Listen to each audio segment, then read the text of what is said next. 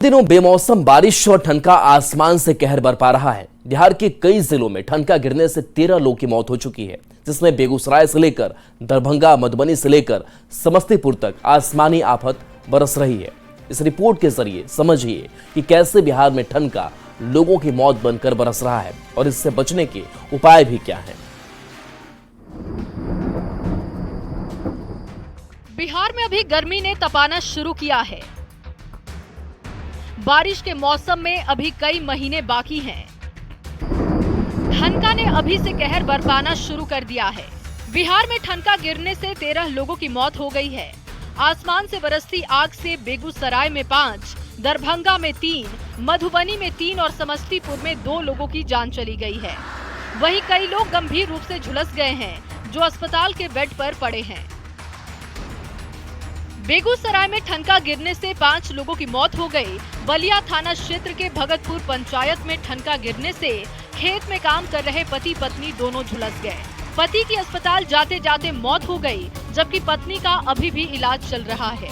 सुबह में जो मौसम ज़्यादा खराब हो गया था, भूसा लाने के लिए जा ही रहा था, उसी समय वज्रपात गिरने से इनकी मौत हो गई। इनका नाम बिलाल पासवान है। इनकी पत्नी झुलस गई है। 1-2 और गाँव के ग्रामीण है, वो भी झुलस गई। आसमानी आफत ने दरभंगा और मधुबनी में 3-3 लोगों की जान ले ली। दरभंगा के कटैया मुसहरी गांव में गेहूं बटोरने गए 68 साल के जवाहर चौपाल की मौत ठनका की चपेट में आने से हो गई। तो रोहार पंचायत में ठनका गिरने से 8 साल के बच्चे की मौत हो गई। बिहार में ठनका से मौत कोई नई बात नहीं है।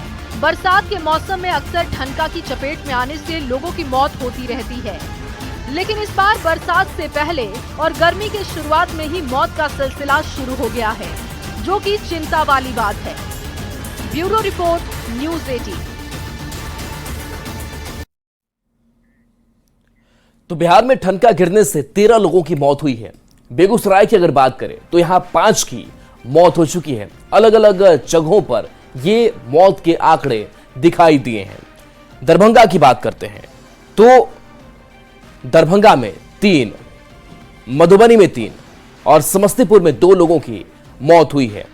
और देखिए, इस जब आंकड़ों पर हम नजर डालते हैं तो पता चलता है कि 2017 से 2022 के बीच हर साल बिहार में 271 लोगों की मौत ठनका गिरने से हुई है। तो ये कुछ आंकड़े हम आपको बता रहे हैं, जहां बिहार में ठनका से मौत के आंकड़े ये 2017 से लेकर के 2022 की है, जहां हर साल 271 मौत हुई है और हर साल बताया जाता है कि 58 जो हैं वो घायल होते हैं। तो ये आंकड़े हैं और ये आंकड़े वाकई डराने वाले हैं। और ऐसे में सरकार भी लोगों को सतर्क करती है कि आप अगर मौसम ऐसा होता है तो बहुत ज़रूरी अगर ना हो तो बाहर आप बिल्कुल भी ना निकले। इसके साथ साथ क्या क्या सावधानियां बरतनी है वो भी लगातार सरकार की तरफ से बताया जाता है। और देखिए, 58 लोग घायल हुए। और अब ठनका गिरने की वजह को भी समझते हैं कि ठनका आखिर क्यों गिरता है। तो बादलों में पॉजिटिव और नेगेटिव चार्ज के बीच असंतुलन होता है। यही बिजली के रूप में डिस्चार्ज होकर धरती की ओर आते हैं और इस वजह से ये ठनका गिरता है। तो इसके साथ साथ बता दें कि दरअसल बादल के ऊपर वाला भाग पॉजिटिव ऊर्जा उत्पन्न करता है, बादल का निचला भाग नेगेटिव ऊर्जा उत्पन्न करता है। तो ये कई वजहें जो हैं वो ठनका गिरने की है। इसके साथ साथ बता दें कि दोनों हिस्से टकराते हैं तो इलेक्ट्रिक चार्ज निकलता है। इस स्पार्क को ही आसमानी बिजली या ठनका कहते हैं।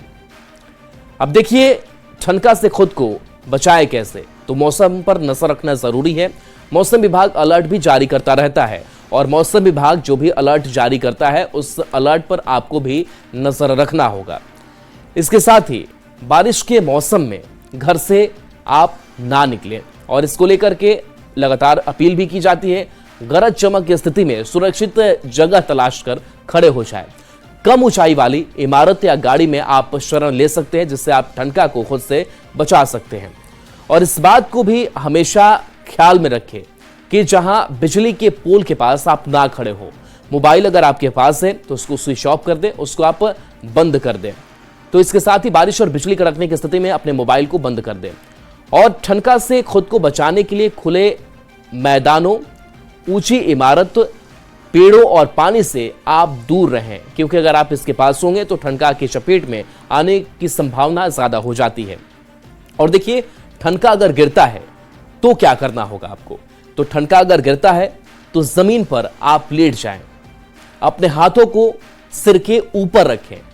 ठनका गिरने के 30 मिनट तक घर में आप रखें ताकि आप सुरक्षित रह सकें। तो ये कुछ सावधानियां, कुछ उपाय हैं जिस को लेकर के आप इन ठनका की चपेट से बच सकते हैं।